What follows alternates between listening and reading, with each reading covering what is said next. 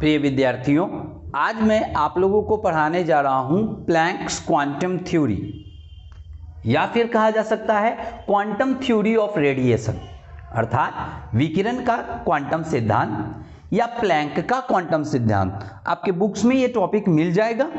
आप लोग इस टॉपिक को अच्छे से समझ लीजिए कि प्लैंक्स क्वांटम थ्योरी या क्वांटम थ्योरी ऑफ रेडिएशन क्या होता है। रेडिएशन का मतलब विकिरण, यानी एनर्जी का एब्जॉर्प्शन या उसका इवॉल्वेशन, यानी रेडिएट करना, एक एनर्जी को रेडिएट करना, विकिरण करना, निकलना एनर्जी का।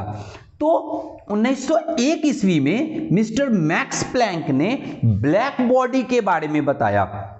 हालांकि ये थ्योरी सभी ऑब्जेक्ट्स पे काम करता है, लेकिन चूंकि ब्लैक बॉडी एनर्जी को अधिक एब्जॉर्ब या अधिक रेडिएट कर सकता है, यही कारण है कि मैक्स प्लैंक ने ये जो थ्योरी दिया ये ब्लैक बॉडी करके दिया। आपके लिए आप समझिए सभी थ्योरी, सभी ऑब्जेक्ट्स पे ये थ्योरी काम करेगा। ये है क्या, क्या लिखा है ये तो हम लोग बाद में बात करेंगे। पहले तो आप समझिए कि मैक्स प्लैंक का रेडिएशन क्या है। आप लोग ये समझिए कि अगर आपको खाना खाने के लिए दिया जाए तो आप कितना खाइएगा? 1 kilo, 2 kilo, 3 kilo, 4 kilo, 5 kilo, कितना? खाने का एक लिमिट है। खाते खाते एक ऐसा कंडीशन आएगा कि आप कहेंगे कि बस अब फुल हो गया। यही बात एक ऑब्जेक्ट के लिए भी है। हर ऑब्जेक्ट जो एनर्जी को एब्जॉर्ब कर सकता है, इसका एक लिमिट है, कितना एनर्जी एब्जॉर्ब कर सकता है। Absorb, then absorb, then absorb, then absorb, absorb करते करते एक कंडीशन आएगा जब वो फुल हो जाएगा, और अगर वो फुल हो जाएगा उसके बाद वो एनर्जी को रेडिएट भी करेगा। यानी एक ऑब्जेक्ट एनर्जी को एब्जॉर्ब भी कर सकता है और रेडिएट भी कर सकता है। आप लोग सुने होंगे कि गर्मी के दिन में काले रंग के कपड़े को पहन के हम लोग नहीं चलते हैं, लेकिन काले रंग का छाता लेकर के चलते हैं। क्यों बताइए?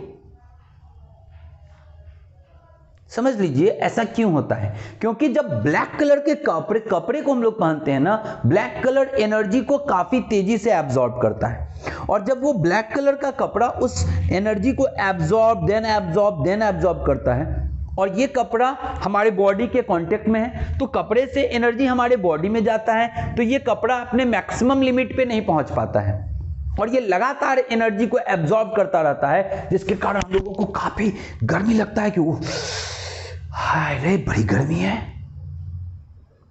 लेकिन जब हम एक काले रंग के छाते को लेके चलते हैं तो वो काले रंग का छाता जो है ना, वो हमारे बॉडी के डायरेक्ट कांटेक्ट में नहीं है, तो पहले वो एनर्जी एब्जॉर्ब किया है, then absorb, then absorb, then, और जब अपने मैक्सिमम पे पहुंच जाता है, उसके बाद जब उस पे सूर्य का रोशनी पड़ता है, गर्मी पड़ता है, वो उससे टकराता है और फिर वापस radiate, then radiate, then radiate, तो छाती के नीचे का जो पोर्शन है ना वो ठंडा हो जाता है, और आपको बहुत आसान आराम लगता है कि इसमें तो बड़ी अच्छा लग रहा है।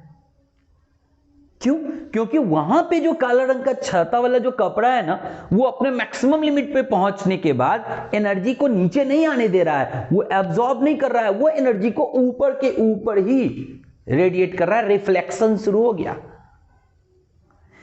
खैर, कहने का मतलब कि कोई भी object, most probably black body जो होते हैं, वो एनर्जी को एब्जॉर्ब भी कर सकते हैं और रेडिएट भी कर सकते हैं। मैक्स प्लैंक ने बताया कि द ब्लैक बॉडी एब्जॉर्ब और radiate energy discontinuously in small packet which is called quanta और फोटोन।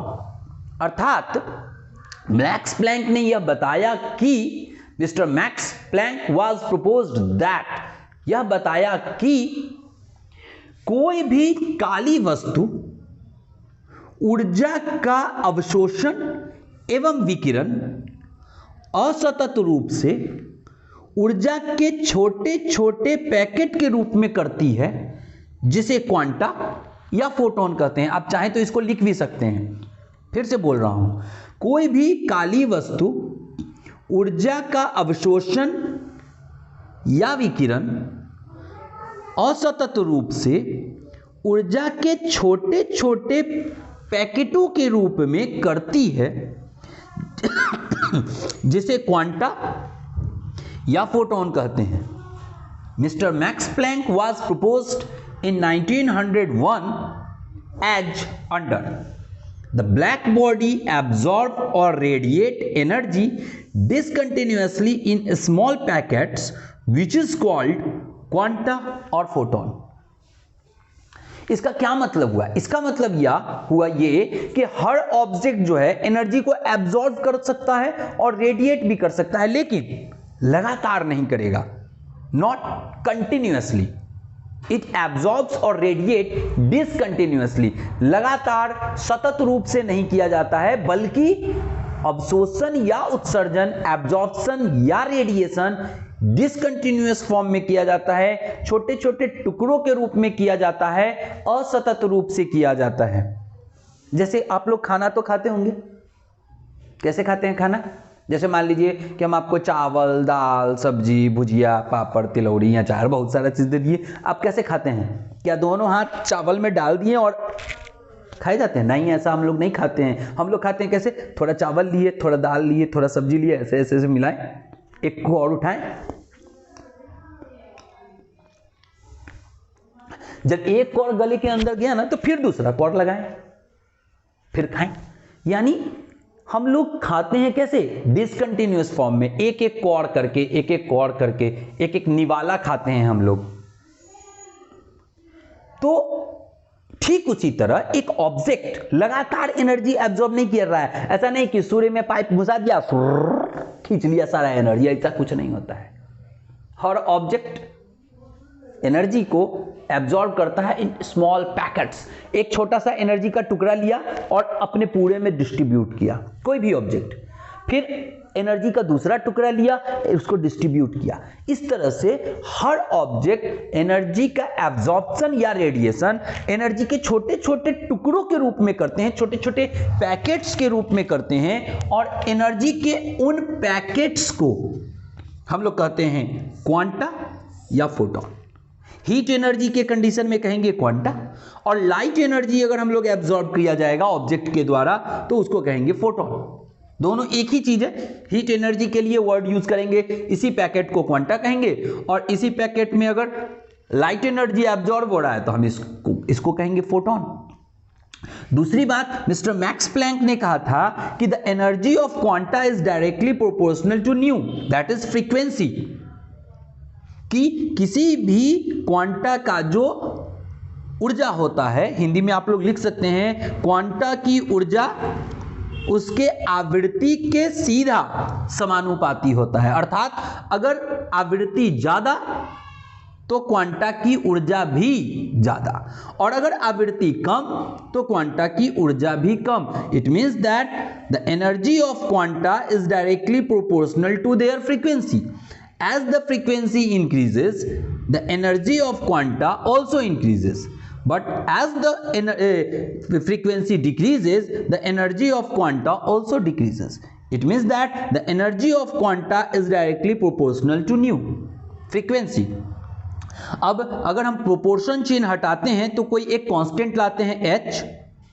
न्यू का फॉर्मूला हम आपको अभी बता देंगे थोड़ी देर में। न्यू का फॉर्मूला होता है c by lambda. Nu is equal to c by lambda, जहां c होता है वेलोसिटी और लैम्डा होता है वेवलेंथ। तो न्यू के जगह हम लोग c बाई लैम्डा भी यूज कर सकते हैं। तो E is equal to formula मिला hc by lambda, where h is a constant and it was named on the base of Mr. Planck, that is Planck's constant, और इसका value आपको याद करके रखना है, न्यूमेरिकल्स में काम आ सकता है, 6.626 इंटू 10 पे पावर -34। ऑब्जेक्टिव में भी पूछ सकता है, न्यूमेरिकल्स में भी काम आ सकता है। h का वैल्यू याद रखना है, h मतलब प्लैंक्स कांस्टेंट, यानी 6.626 इंटू 10 पे पावर -34। अब आप कहेंगे कि सर ये वाला बात ना समझ में नहीं आ रहा है, तो इस वाले बात को समझने के लिए ना आपको थोड़ा फिजिक्स समझना होगा। हालांकि हम फिजिक्स मेरा बहुत कमजोर है फिजिक्स, आप लोग जानते ही हैं, लेकिन फिर भी थोड़ा थोड़ा फिजिक्स आता है, तो जितना हमको आता है हम उतना आपको समझाने की कोशिश करते हैं। आप लोग पढ़े होंगे फिजिक्स में कि कोई भी जो एनर्जी होता है ना, वो वेव के रूप में चलता है, इस तरह से up and down, up and down, up and down. चाहे वो कोई सा भी एनर्जी हो, heat energy, light energy, sound energy. Sound energy भी क्या होता है, आप लोग पढ़े होंगे, वाइब्रेशन के कारण होता है। हम लोगों के गर्दन में एक कॉर्ड होता है, वोकल कॉर्ड, जब उसमें वाइब्रेशन होता है तो साउंड निकलता है। यानी साउंड एनर्जी भी एक तरह का वाइब्रेशन है, वो भी एक तरह का क्या है, वेव है। तो तरंग जब भी ऊपर नीचे करके कोई भी एनर्जी किस फॉर्म में चलता है, वेव के फॉर्म में चलता है, यानी तरंग के रूप में चलता है। अब फिजिक्स में आप लोग पढ़े होंगे, दो अप वाले के बीच के डिस्टेंस को कहते हैं वेवलेंथ, यानी तरंग दैर्ध्य, और इसको रिप्रेजेंट करते हैं लैम्डा से। ये बीच से मीन पोजीशन से चले अप पर, फिर मीन पर आए, फिर एक्सट्रीम डाउन पे आए, और फिर बीच में आए। यानी इस पूरे यहां से यहां तक को, यहां से यहां तक को कहा जाता है वन वेव। एक बार बीच से शुरू किए, ऊपर जाके बीच में आए, फिर नीचे गए, जितना ऊपर गए उतना ही नीचे गए, और फिर जब बीच में आ गए, एक बार पूरा ऊपर और एक बार पूरा नीचे। इस पूरे को कहेंगे वन वेव, यानी एक तरंग। और एक सेकंड में जितनी तरंग को पूरा किया जाए, that is called frequency. It means the number of wave per unit time is called frequency. एक सेकंड में जितने तरंग को पूरा किया जाता है वो उसका फ्रीक्वेंसी यानी आवृत्ति कहलाता है, जिसको न्यू से रिप्रेजेंट करते हैं, और न्यू का फॉर्मूला होता है c बाई लैम्डा। अगर कोई जो साउंड है या कोई एनर्जी है, अगर वो एक सेकंड में 20 बार वेव पूरा किया, तो उसका जो फ्रीक्वेंसी होगा वो होगा 20 हर्ट्ज। और एक सेकंड में अगर कोई साउंड 20,000 वेव पूरा करता है जल्दी जल्दी, तो उसका फ्रीक्वेंसी होगा 20,000 हर्ट्ज, क्योंकि फ्रीक्वेंसी का यूनिट होता है हर्ट्ज, HZ से रिप्रेजेंट करते हैं। तो हम लोग जो साउंड को सुन सकते हैं ना, फिजिक्स वाले सर आपको पढ़ाए होंगे, नहीं पढ़ाए होंगे तो आगे आप लोग पढ़िएगा, 20 हर्ट्ज से 20,000 हर्ट्ज के आवाज को हम लोग सुन सकते हैं। यानी मिनिमम अगर हम लोग सुन सकते हैं तो 20 हर्ट्ज की आवाज को सुन सकते हैं, मैक्सिमम अगर हम लोग सुन सकते हैं तो 20,000 के हर्ट्ज की आवाज को सुन सकते हैं। 20 हर्ट्ज के नीचे के फ्रीक्वेंसी वाले आवाज को हम लोग नहीं सुन सकते हैं, और 20,000 से अधिक फ्रीक्वेंसी वाले आवाज को भी हम लोग नहीं सुन सकते हैं। अब इस बात पर मैं थोड़ा आपको जनरल नॉलेज ऐसे कुछ डिस्कस करूंगा। जैसे जो छोटे मोटे कीड़े मकोड़े होते हैं ना, छिपकली, तिलचट्टा, चींटी, उनका जो आवाज होता है ना वो 20 हर्ट्ज से नीचे होता है। ऐसा नहीं कि वो बोलते नहीं है, वो भी बोलते हैं, लेकिन उनका जो आवाज है ना वो 20 हर्ट्ज से नीचे है, इसलिए हम लोगों को सुनाई नहीं देता है। ऐसा नहीं कि आप चींटी को मार रहे हो तो बचाओ बचाओ नहीं चिल्लाता है, वो पूरा आवाज अपना पूरा गर्दन फाड़ के चिल्लाता है कि कोई बचा ले रहे भैया, लेकिन आपको सुनाई नहीं देता है। क्यों? क्योंकि वो तो बोल रहा है 20 हर्ट्ज से नीचे, उसको आपको कैसे सुनाई देगा। जो बड़े जो अलग कोई जीव है, जैसे चमगादड़, जैसे डॉल्फिन, ये सब 20,000 से ज्यादा फ्रीक्वेंसी का आवाज निकालता है, इसलिए उसका आवाज हम लोग को सुनाई नहीं देता है। चमगादड़ जो है ना अपने आवाज के आधार पर ही चलता है। वो जैसे अब चल रहा है मान लो, तो वो क्या करता है, कस के 20,000 से ज्यादा का आवाज निकालता है, और अगर वो आवाज टकरा के लौट गया तो चमगादड़ समझता है कि इसका मतलब आगे कोई दीवार है या कोई चीज है, वो वहां से टर्न मार देता है, तो टकराता नहीं है। और अगर आवाज लौट के नहीं आ रहा है तो समझता है रास्ता फांका है, चलते चलो, उड़ते चलो, उड़ते चलो। यही कारण है कि कभी कभी उसको धोखा भी हो जाता है। अगर सामने कोई चीज है और उसको आवाज टकरा के नहीं लौटा तो उसको दिखता तो है नहीं, तो वो जाकर के टकरा जाता है। तो खैर, कहने का मतलब कि चमगादड़ जो है वो 20,000 से ज्यादा का फ्रीक्वेंसी का आवाज निकालता है, 20,000 हर्ट्ज से ज्यादा, लेकिन हम लोग को सुनाई नहीं देता है। डॉल्फिन भी 20,000 से ज्यादा फ्रीक्वेंसी का। ये जो बड़े बड़े मछली होते हैं ना, ये आवाज के आधार पर चलते हैं। फिजिक्स वाले सर आपको ज्यादा अच्छा से समझाएंगे। तो इस तरह से 20 हर्ट्ज से नीचे का हम नहीं सुन सकते हैं और 20,000 से ज्यादा का नहीं सुन सकते हैं, लेकिन 20 हर्ट्ज और 20,000 हर्ट्ज के बीच की आवाज को हम लोग अपने कान से सुन सकते हैं। आप लोग देखे होंगे कि छोटा बच्चा जो है ना, जो जन्मौती है 3 महीना से छोटा, वो ऐसे खेलता रहता है और खेलते मतलब ऐसे सोया हुआ है और सोते सोते खुद ही हंसने लगता है अपने आप। तो हम लोग के जो घर के बड़े बुजुर्ग हैं वो कहते हैं क्या कि इसको मत छुओ, इसको भगवान खिला रहे हैं। कभी कभी छोटा बच्चा होता है ना कि क्या है कि वो ऐसे खेल रहा है एकाएक रोने लगता है,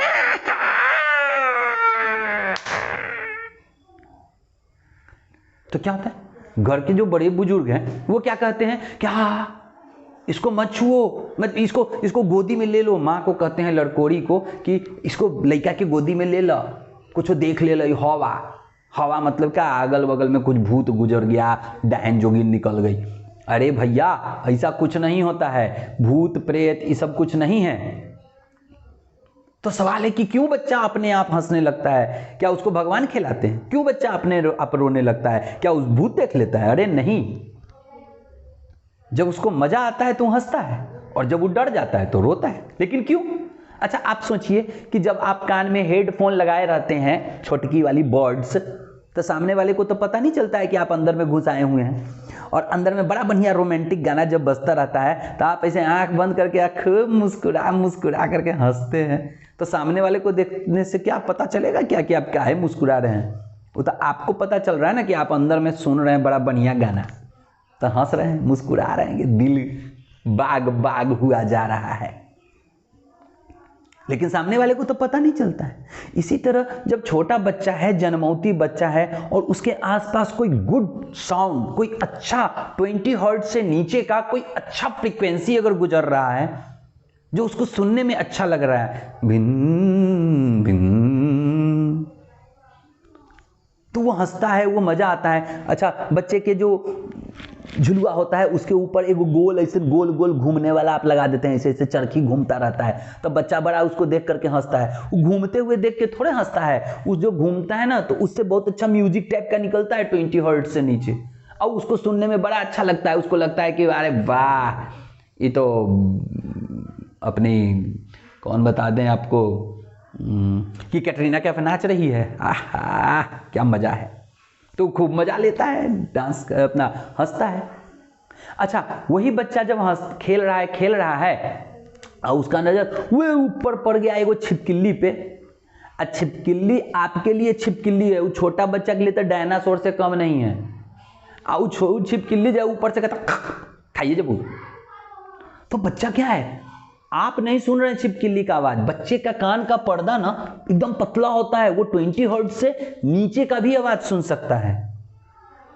तो जब छिपकली होने से ऐसा करता है कि आज तो तेरा देख ले बहू, तो बच्चा डर जाता है और वो एकाएक रोने लगता है, बचा लो कोई मुझे। तो लोग कहता है कि हाँ भूत देख लिया, प्रेत देख लिया, लड़कोड़ी तनी गोदी में ले लो लड़का के, तनी सुता लो, तनी मना लो, तनी खेला लो। असल में बच्चा ना तो अपने से हंसता है ना तो अपने से रोता है, ये सब जादू है फ्रीक्वेंसी का। 20 हर्ट्ज से नीचे का आवाज बच्चा चूंकि सुन सकता है, वो कभी कभी डर जाता है, कभी कभी खेलने लगता है, और यही कारण है कि कभी कभी अपने आप हंसने लगता है, कभी कभी अपने आप रोने लगता है। ये सब आप समझ नहीं पाइएगा, अगर सोचिएगा तो समझ जाइएगा, नहीं तो बच्चा बन के देख लीजिए। खैर मेरी कहने का मतलब है, हम ये सभी बातें आपको इसलिए बता रहे हैं ताकि आपको फ्रीक्वेंसी समझ में आए। फ्रीक्वेंसी, हम फ्रीक्वेंसी समझाने के लिए आपको इतनी सारी बातें समझा रहे हैं, क्योंकि 20 हर्ट्ज है तो आवाज बहुत कम है, आपको सुनाई नहीं दे रहा है। और अगर 20,000 हर्ट्ज है, 20 हर्ट्ज से नीचे एनर्जी बहुत कम, आपको सुनाई नहीं देगा। 20 हर्ट्ज से सुनाई देने लगेगा, 20 के बाद 30, 40, 50, 60, 70, 20,000 तक आपको सुनाई देगा। और फिर 20,000 से ज्यादा अगर सुन लिए तो कान के चर्दा फट जाना है, वो सुनाई नहीं देगा, चदरों फट सकता है। इसीलिए कहने का मतलब हम आपको यह समझाना चाह रहे हैं कि जो एनर्जी होता है, प्लैंक्स का दूसरा सिद्धांत हम समझाना चाह रहे थे इसके आधार पर, कि जो एनर्जी होता है वो डायरेक्टली प्रोपोर्शनल होता है फ्रीक्वेंसी का। अगर फ्रीक्वेंसी ज्यादा है तो एनर्जी भी ज्यादा होगा, और अगर फ्रीक्वेंसी कम है तो एनर्जी भी कम होगा। कि अगर हम बोलते हैं कि अरे भैया जरा इधर तो आना, तो क्या आपको सुनाई दे रहा है? दे रहा है, धीरे धीरे सुनाई दे रहा है, क्योंकि हम धीरे धीरे बोल रहे हैं। तो अगर हम धीरे धीरे बोल रहे हैं तो एनर्जी भी कम लग रहा है, एनर्जी कम लग रहा है तो आवाज थोड़े दूर तक जाएगा, आपको सुनाई देगा। आज यहां से जो 4 किलोमीटर दूर बैठा हुआ है उसको कुछ सुनाई देने को नहीं है। लेकिन मान लो कि हम 50 गो साउंड बॉक्स बड़का बड़का को बांध दिए सीरीज पैटर्न में, एगो माइक लेके अपना पूरा गर्दन फाड़ के चिल्ला देते हैं कि भाई और बहनों जहां कहीं भी हो जल्दी से आ जाइए, वोटिंग चालू है।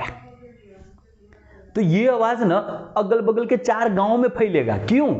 क्योंकि ज्यादा एनर्जी लगाया जा रहा है, फ्रीक्वेंसी ज्यादा है तो आवाज भी ज्यादा दूर तक जाएगा। सब खेला भैया साइंस का है, फ्रीक्वेंसी का है। कहने का मतलब मैं आपको समझाना चाह रहा था कि energy is directly proportional to frequency. यानी प्लैंक ने 2 थ्योरी दिए एनर्जी से रिलेटेड। पहला कि कोई भी ब्लैक बॉडी एनर्जी को एब्जॉर्ब या रेडिएट कर सकता है डिसकंटिन्यूअस फॉर्म में, छोटे छोटे पैकेट्स में, जिसको क्वांटा या फोटोन कहते हैं। अब ये क्वांटा या फोटोन का जो एनर्जी होता है वो फ्रीक्वेंसी के डायरेक्टली प्रोपोर्शनल होता है। अगर फ्रीक्वेंसी ज्यादा तो एनर्जी भी ज्यादा, अगर फ्रीक्वेंसी कम तो एनर्जी भी कम। यानी E is equal to hc by lambda.